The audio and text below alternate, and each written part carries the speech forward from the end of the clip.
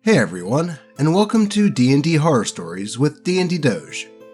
In today's video, we have a story about one of the edgiest edgelord characters to ever edge for a game of Dungeons & Dragons. And seeing how this is a bit of a long one, grab a snack, strap in, remember to like, comment, and subscribe, and let's get right into the edgy cringe. Awful wannabe writer makes Mary Sue edgelord character, then refuses to even play due to his own ego. By Reddit user Routine Champion 152. Before I begin the story, I have a confession to make. Personally, I've always found edgy D&D characters and the people who play them to be rather fascinating, mainly because I find it hilarious when people try to make these super cool lone wolf badasses, only for it to backfire on them in hilarious fashion when they don't get their way, and no one can take them seriously, causing them to throw a temper tantrum. However, despite playing D&D for over 12 years, and reading many RPG horror stories about them, I've never encountered a character like this in the wild. A friend of mine once played a pretty edgy character, an outcast drow wild magic sorcerer who got his magic due to being a half-demon. But he actually turned out really well, and was loved by myself and all of my other players. Mainly because he kept his edge at just the right level, and had more character than just hating everything. However, a few months ago, it happened. Dear readers, allow me to introduce you to Damien Valdegar, Order of the Mutant Bloodhunter, multi-classed with a Fiend-packed Warlock. No, you didn't misread that. This is real, and, well, do I really need to say more? I'm obviously joking. You can absolutely have Bloodhunter and Warlock characters who aren't edgelords, same as with any other class. It all depends on the execution, and I've personally seen characters with those exact subclasses both done brilliantly. But Damien and his player were just something else. Plus, I think he's indicative of a much deeper problem with people who bring characters like this to the table. Brace yourself, reader. This is going to be bad in the best way possible. So, someone I knew, a guy I wasn't quite friends with but had known for about 4 years, mentioned to me that he was interested in getting into D&D. I offered to show him the ropes a bit, and after we set up a time to discuss things, I mentioned one of the things we'd be discussing was character creation. To my surprise, he said he already had a character and asked me if I could look at what he made and give him my thoughts. I agreed, but I have another confession. There was an ulterior motive to my actions here. You see, I'd known this guy in writing circles, fanfiction specifically, and knew that he had a really bad habit of making Mary Sue characters who were basically self-inserts for whatever fandom he was writing about, including, but not limited to, Star Wars, Game of Thrones, and Harry Potter. And in said stories, he would rewrite and undo entire elements of the canon, either to make his OC the center of the universe, or simply because he didn't like them. Usually both. For example, Game of Thrones fans, you know the Tyrion and Tywin dynamic? The rivalry that was so interesting and compelling, especially in the books, and that gave you insight into the mindset of two people that was rooted in how their upbringing shaped who they were, leading to so many great moments and compelling payoff? Gone. In his fanfiction, Tyrion and Tywin were buddy-buddy for no established reason, and there was no dislike between them at all, with Tywin even accepting Tyrion as his heir. Eat your heart out, Season 8. Also, his Star Wars OC takes Anakin's place as Palpatine's protege, then overthrows him and goes on to rebuild the Sith Empire. So given this guy's track record, although to his credit, he had been showing some small improvements over the years I knew him, I decided to have a look at what he had made. Without wishing to sound too authoritarian, I was planning to see what he had come up with, and if it could work in a D&D game okay.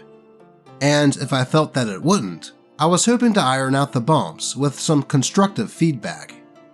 And so, over a Discord chat, he introduced me to Damien, and it wasn't long before I knew I had my work cut out for me. Damien was a wood elf with the soldier background, and his backstory was that he was a rough and tough orphan living on the streets of the capital city of an elven kingdom. So badass that he apparently killed a fully grown man in a fight when he himself was only 9 years old. He was found and taken in by a special forces unit of mutagen using super soldiers within the kingdom's army, and was trained to be one of them. And of course, he not only survived the ridiculously grueling training methods, but proved to be the best of them, even becoming an officer and solo killing multiple dangerous monsters like trolls, mind flayers, beholders, and demons. Also, he gained a great deal of fame and became a local hero due to his first and most famous kill, 1v1ing a massive hydra, then skinning the beast to wear its hide as a cloak. And all of this before even starting the campaign. Jeez, was he expecting to start a D&D campaign at level 20 or something? I mean, by all means, you can have a character have a bit of history of fighting monsters and such as part of their backstories, but 1v1ing a hydra is a bit much. Then, as Damien grew into adulthood, the king himself took an interest in him, inviting him to the palace to speak with him. Turns out that this guy was actually Damien's uncle, who had usurped the throne by murdering the previous king and queen, Damien's parents, and tried to dispose of the prince, but failed. He then tried to finish what he started by sicking his personal guard on Damien, barely succeeding in bringing him down, after a fight scene where Damien killed all of the guardsmen save 2, who'd be mini-bosses in his personal storyline later on, and disposing of the Bloodhunter's body in a river. Wait, how would the current king even know that this character was his nephew? And wouldn't a character that took on a hydra single-handedly be able to take on some guards? Did this character even remember that he was part of the royal family? I'm already seeing some holes in this backstory. Damien didn't stay dead for long though. As his soul lingered on the edge of the afterlife, he was approached by Bel, an outcast archdevil and the former ruler of Avernus.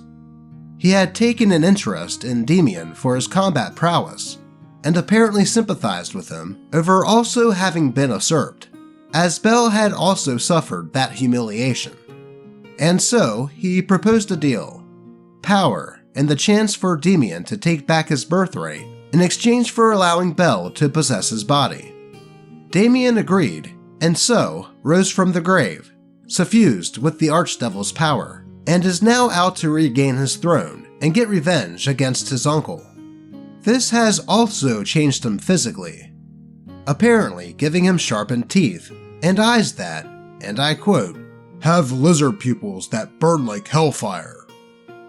So to summarize, we basically have a stew made from mixing the Witcher's Geralt of Rivia, Mutant Monster Slayer Super Soldier, Shadow of Mordor's Talion, Dead Warrior come back to life due to being possessed by a magical being, Warhammer Fantasy's Malice Darkblade, Elf and the demonic nature of his patron, and the Lion King Simba, exiled prince reclaiming his kingdom from his uncle.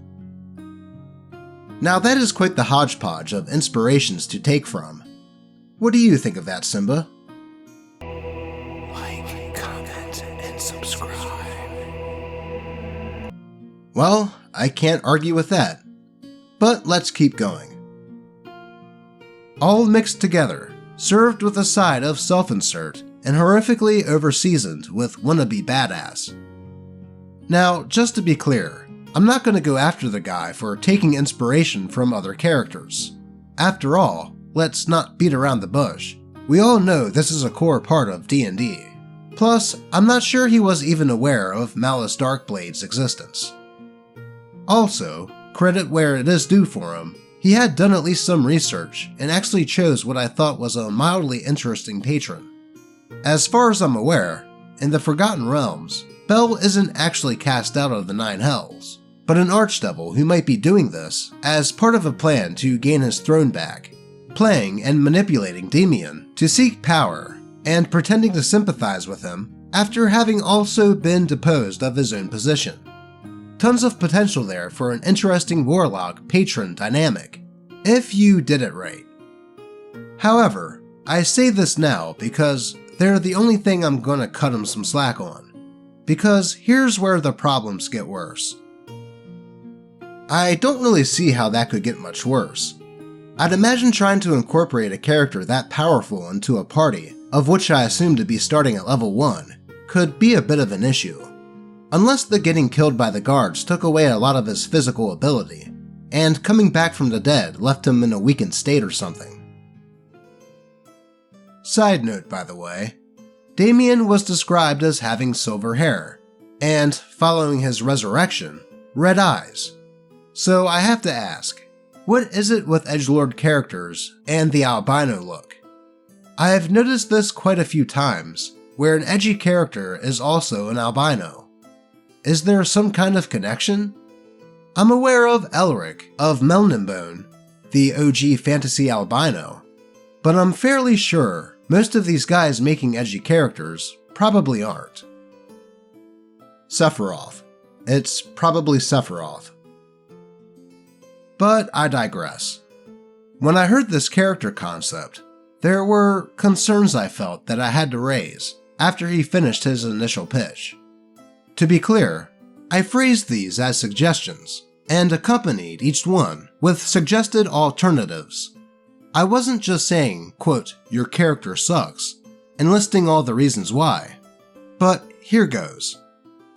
First, I explained that Damien being so powerful before the story even started wouldn't be likely to fly in an actual game, since the idea that he was already a badass killing machine didn't leave the character with anywhere to go during the actual campaign itself. The experience of becoming more powerful alongside your party is something I think is integral to DnD, especially for forming bonds between characters and players both, due to the feeling of accomplishing something together. So I suggested Damien may be more of a mid-rank blood hunter in his unit, as a means of getting around this. This was related to the second concern I raised.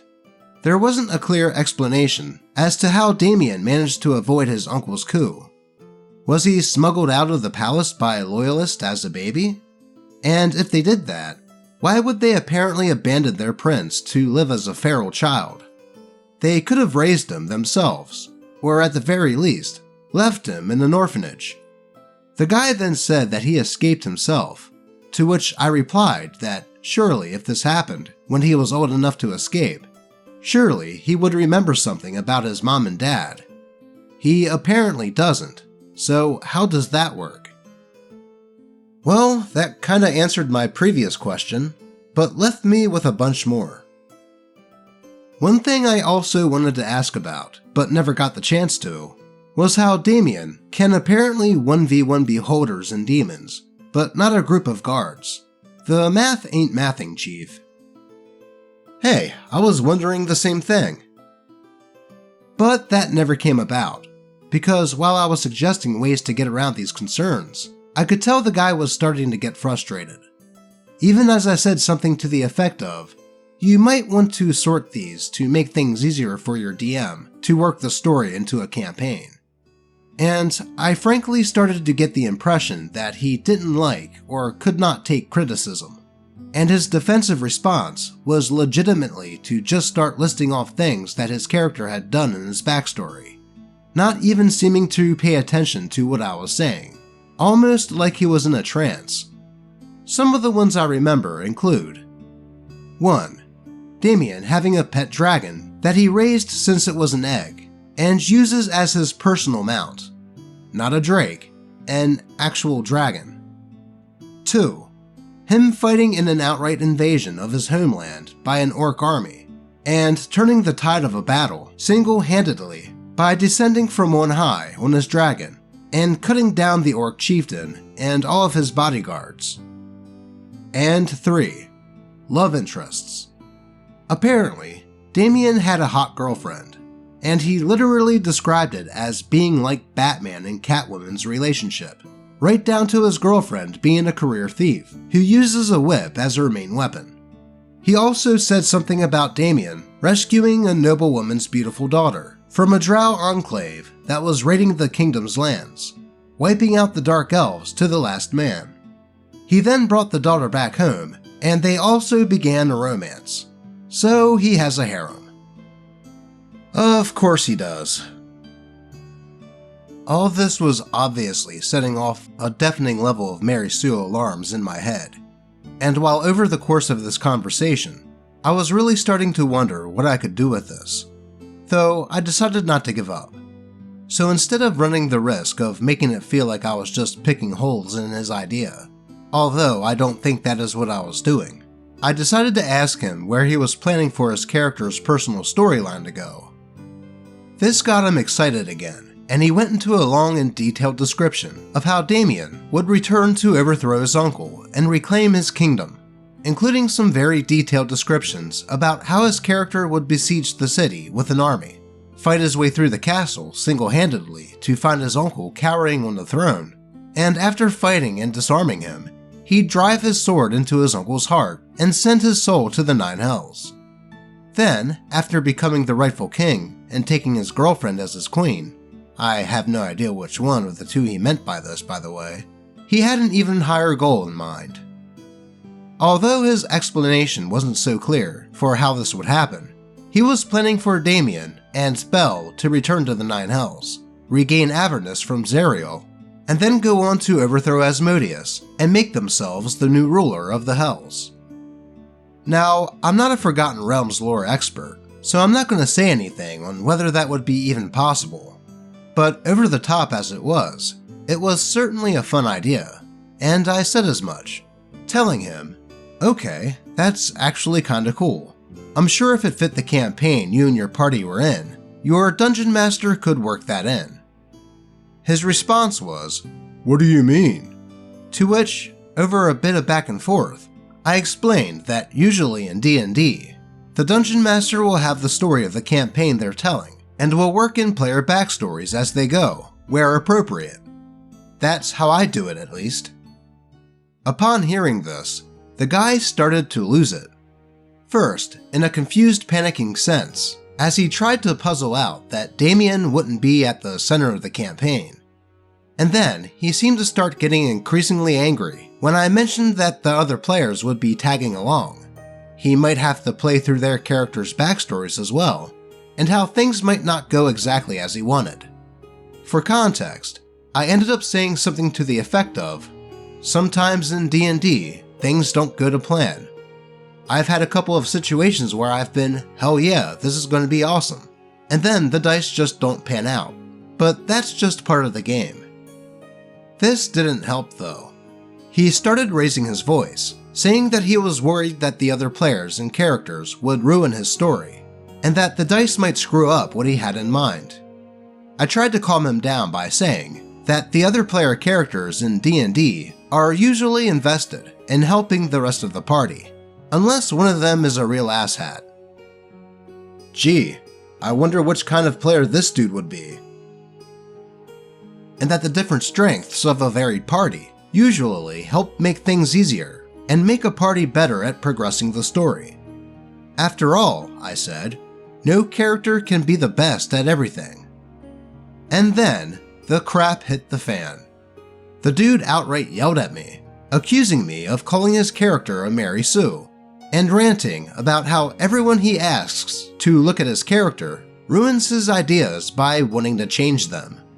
One bit I remember him saying after he accused me of saying that Damien was a Mary Sue was, "If I hear those words one more time, I'm going to explode." Mate, you said them, not me. But in all seriousness, if I wasn't trying to be constructive in my critique of Damien, I would have considered him such. We have a character who is extremely overpowered for the situation that he is in, wants to be the complete center of the entire narrative, played by somebody who clearly sees this character as an extension of themselves, not just having a couple of traits from their player to make them more relatable to others, or to help the player get into their character's head, which I think is absolutely fine. especially if you're playing a roleplay heavy campaign, but a character literally seen as an idealized version of themselves.